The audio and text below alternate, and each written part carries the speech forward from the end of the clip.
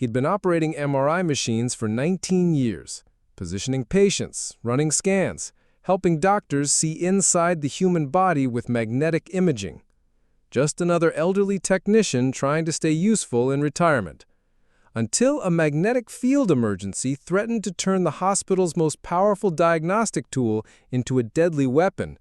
And suddenly, the quiet MRI operator revealed why he understood electromagnetic forces that baffled safety engineers.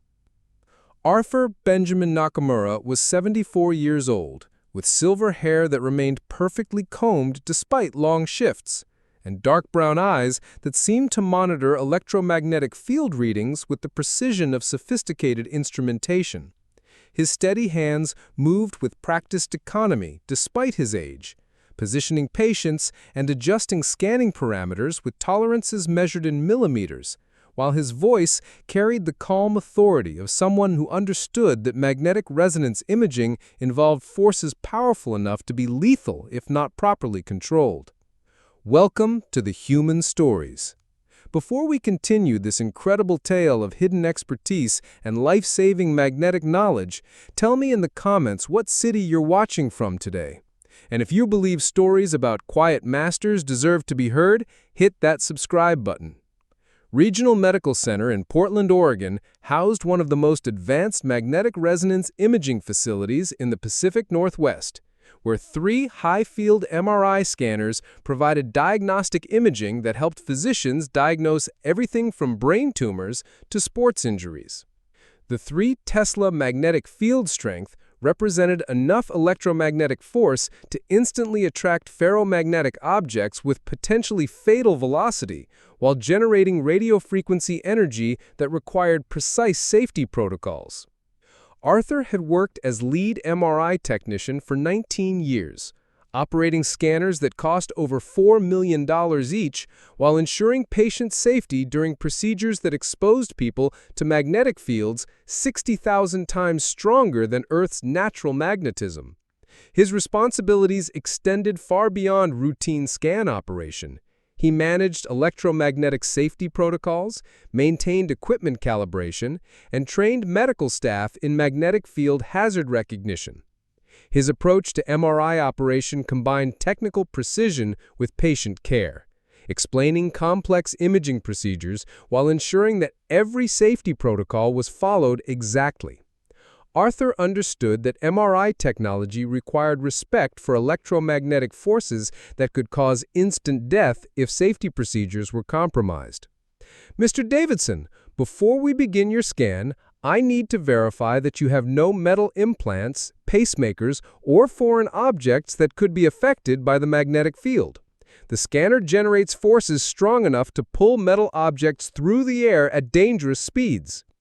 These safety consultations represented more than routine medical procedure. They were electromagnetic hazard assessments that prevented accidents involving forces that most people couldn't comprehend until they experienced them directly. The medical staff at Regional had come to depend on Arthur's expertise during complex imaging procedures.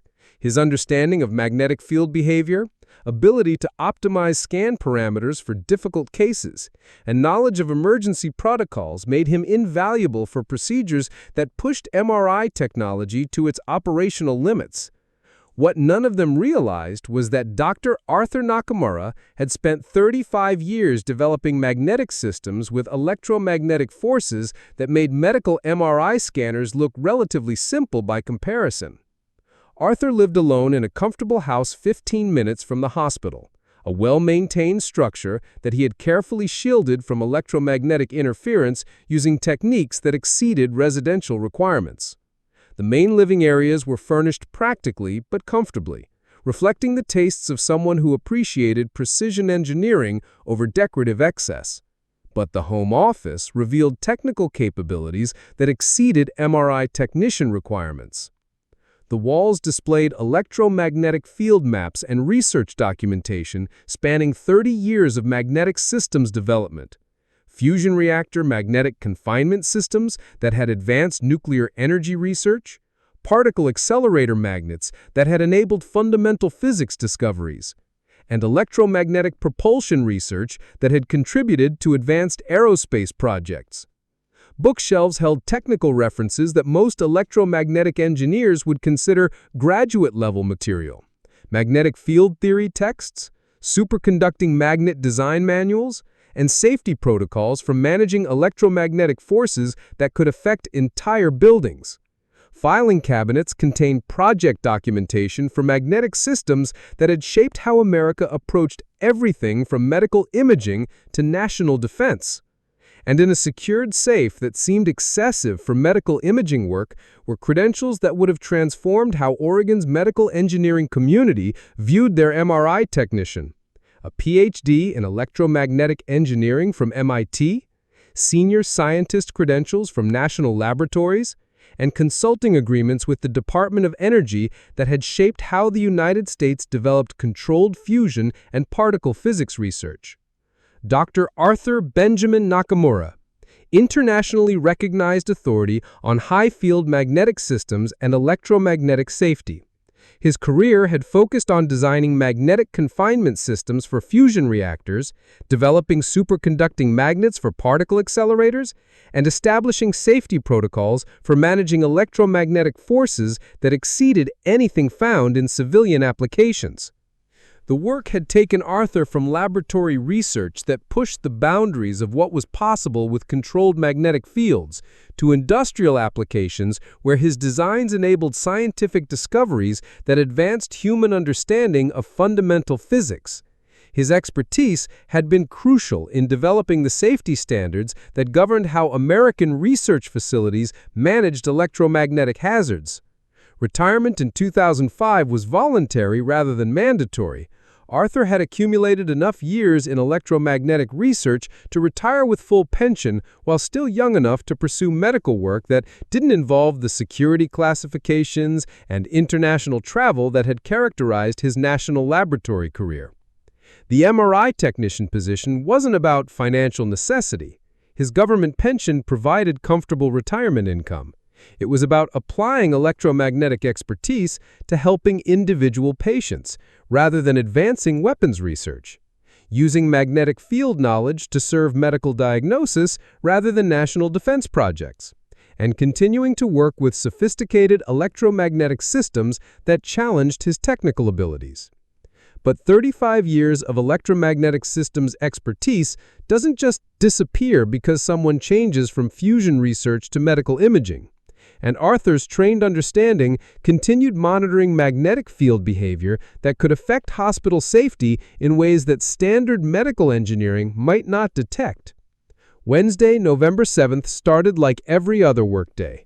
Arthur arrived at the imaging center at 6:30 a.m., reviewed the day's scanning schedule, and began pre-operational checks on the 3 MRI scanners that would provide diagnostic imaging for over 40 patients throughout the day. The morning proceeded normally until 10:15 a.m., when Arthur observed something during a routine brain scan that triggered 35 years of electromagnetic safety experience.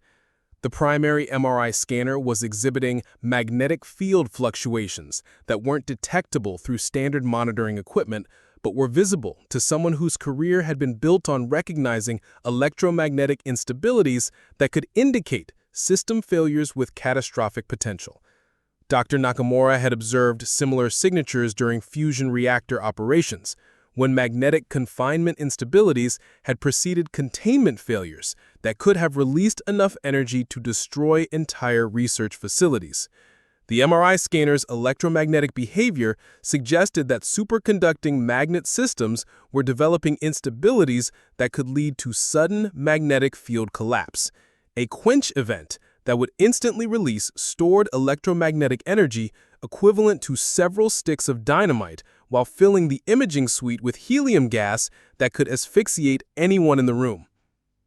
Arthur completed the patient scan, but began systematic analysis using observational techniques developed during decades of electromagnetic safety monitoring. Magnetic field measurement using equipment he maintained for precision calibration. Helium level monitoring that could indicate cryogenic system problems, and electromagnetic interference detection that might reveal developing failures. At 1:30 p.m., his concerns escalated when he detected electromagnetic signatures that indicated imminent superconducting magnet failure. The scanner was developing the kind of electromagnetic instabilities that Dr. Nakamura had studied during fusion reactor safety research. Without immediate intervention, the magnetic system would experience catastrophic failure that could kill anyone in the imaging suite while potentially affecting electromagnetic systems throughout the hospital. Dr. Arthur Nakamura faced a choice that would define his impact on medical safety. He could report his observations through standard medical equipment maintenance channels, hope that biomedical engineers would recognize similar electromagnetic anomalies through their own testing, and risk allowing magnetic system failure to occur while bureaucratic processes slowly address threats that were actively developing. Or he could use 35 years of expertise in electromagnetic systems to prevent magnetic disaster the way he'd been trained to do when similar threats emerged during his national laboratory career. Dr. Nakamura made his decision in approximately 15 seconds. He initiated emergency magnetic system shutdown procedures that exceeded his authority as MRI technician, contacted the FDA's Center for Devices and Radiological Health through professional networks that retained his security clearances, and implemented electromagnetic safety protocols based on experience with magnetic systems far more powerful than medical scanners. FDA device safety. This is Dr. Arthur Nakamura, electromagnetic systems engineer. I'm documenting imminent superconducting magnet failure at Regional Medical Center that could result in catastrophic electromagnetic energy release and potential fatalities. Dr. Nakamura, this is safety engineer Lisa Park. Our MRI safety protocols require equipment shutdown only when monitoring systems detect specific failure modes. Are you observing conditions that aren't registering on standard safety equipment?